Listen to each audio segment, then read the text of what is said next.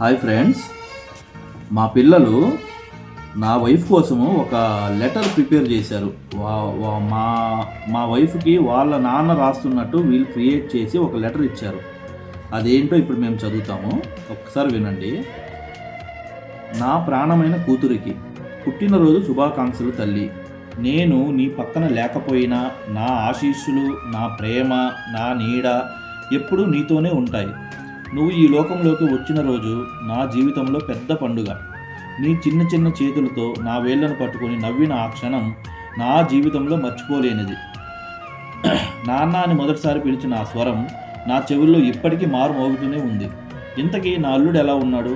తలనొప్పిని రోజు తినడం లేదేంటి? మంచిగా తిని సంతోషంగా ఉండమ్మా. నా మనవడు మరియు మనవరాలు ఎలా ఉన్నారు? అందరూ ఆరోగ్యంగా మరియు సంతోషంగా ఉండండి. నేను ఎల్లప్పుడూ మీ అందరినీ చూస్తూనే ఉంటాను. ఇప్పుడు నువ్వు ఒక మంచి అమ్మాయిగా మాత్రమే కాదు, ఒక గొప్ప అమ్మగా, ఒక గొప్ప బాధ్యత గల భార్యగా, కుటుంబాన్ని ఎంతో ప్రేమగా చూసుకుంటున్నావని చూస్తే నాకు ఎంతో గర్వంగా ఉందమ్మా. నువ్వు అందరికీ బలం అవుతున్నావు. నీ సాహసం, నీ ప్రేమ, నీ త్యాగం చూసి నా హృదయం ఆనందంతో నిండిపోయింది. నేను మీ పక్కన లేకపోయినా ప్రతిసారి నువ్వు నవ్వినప్పుడు, నీ పిల్లలను కౌగిలించుకున్నప్పుడు నేను చూస్తూనే ఉంటాను. నీ ఆనందంలో నేను ఉంటానమ్మా. ఒకసారి ఆకాశం వైపు చూసి నవ్వితే ఆ నవ్వులో కూడా నేనే ఉంటాను.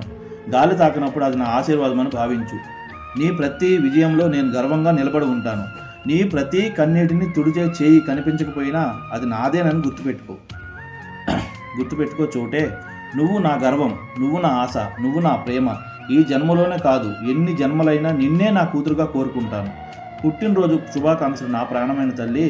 ఎప్పటికీ నీతోనే ఉంటా. ప్రేమతో నీ ప్రియమైన నాన్న. చూడండి ఫ్రెండ్స్, ఎంత బాగుందో ఈ లెటర్ అయితే. ఒక్కసారి మీరు కూడా ఇది వినండి, మీకు ఎంతో హ్యాపీ అనిపిస్తుంది ఈ లెటర్ని చూస్తే.